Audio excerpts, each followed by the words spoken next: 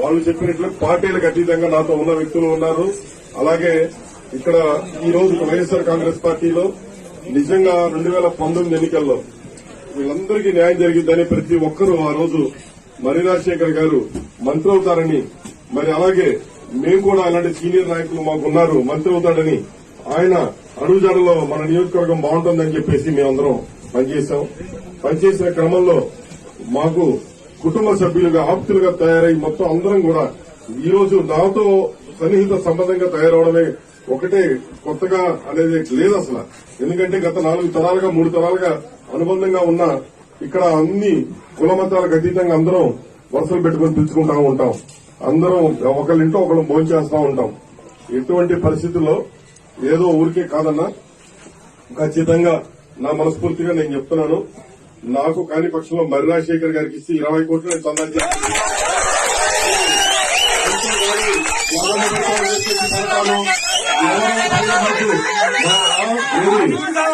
పైన CM office కి పిలిచి ఎవరో 2-3 చెబితే వినడానికి అంత భయపడటానికి కాదు. నియోజకవర్గం ఈసారి ప్రతి ఒక్క కార్యకర్తని బాగా చూసుకోవాలి, బాగుండాలి. మన కార్యకర్తలు రాయడమే తప్ప తెలుగుదేశం అనేది కేసులు పెట్టింది చూపించండి. ఈ 5 సంవత్సరాల్లో ఒక్కరు కూడా నేను ఓపెన్గా చెప్తున్నా. మరి మా వైస్ చైర్మన్ గారు కొలిశెట్టి శ్రీనివాసరావు అన్న గారు అందరూ 6.5 కోట్ల పైన తీసుకొని 3 కోట్లు ఇచ్చి 2.5 కోట్లు ఎగ్గొట్టి ఈ రోజు పోయి గుంటూరులో కూర్చుంది. కాదని ఆయన ద్వారా అడగండి. నాకు 6.5 కోట్లు ఇవ్వాలి. నేను ఇందాక సజ్జల దగ్గర అడిగితే ఆమె ఇచ్చింది వదిలేయని సజ్జల్ని మార్చండి, పార్టీని బతికించండి. ఎమ్మెల్యేలు మాకొద్దు. ఈ రోజు గుంటూరు నుంచి ఎవరు వస్తారా లేకపోతే విజయవాడ నుంచి ఎవరు వస్తారో మాకు అవసరం. చిలకలూరుపేట వ్యక్తిగా ఇక్కడ నేను ఉన్నానా లేదా అనే దానికన్నా చిలకలూరుపేట వ్యక్తిని, నిజమైన వ్యక్తి, కరెక్ట్ అయిన వ్యక్తిని పెట్టండి. నిన్న చిలకలూరుపేట వ్యక్తిని ఇచ్చారు. ఒక ఆడపిల్ల కష్టం తెలుసన్నారు, అదన్నారు, ఇదన్నారు. మీరు అన్నట్లే ప్రతి ఒక్కళ్ళు ఏదేదో పాటలు పెట్టారు. అందుకే ఎవరన్నా పాటలు వాళ్ళు చెప్పినట్లు పార్టీలకు అతీతంగా నాతో ఉన్న వ్యక్తులు ఉన్నారు.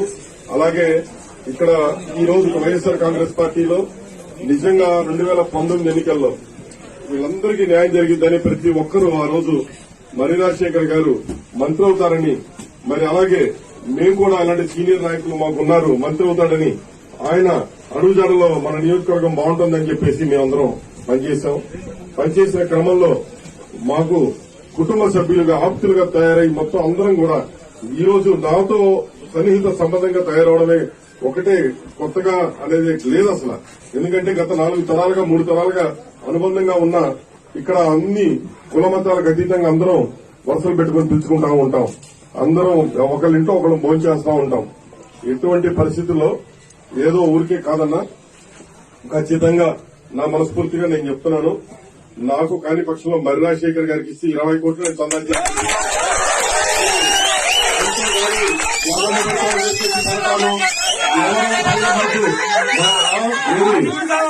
పైన సీఎం ఆఫీస్ కి పిలిచి ఎవరో 2-3 చెబితే వినడానికి అంత భయపడటానికి కాదు.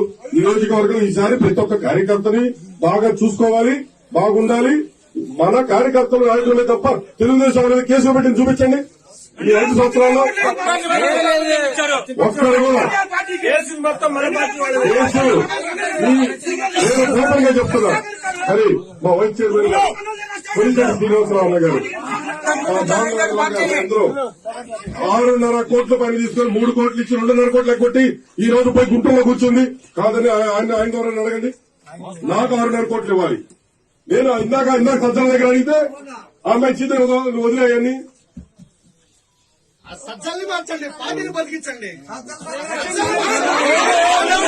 ఎమ్మెల్యేలు మాకొద్దు. ఈ రోజు గుంటూరు నుంచి ఎవరు వస్తారా లేకపోతే విజయవాడ నుంచి ఎవరు వస్తారో మాకు అవసరం.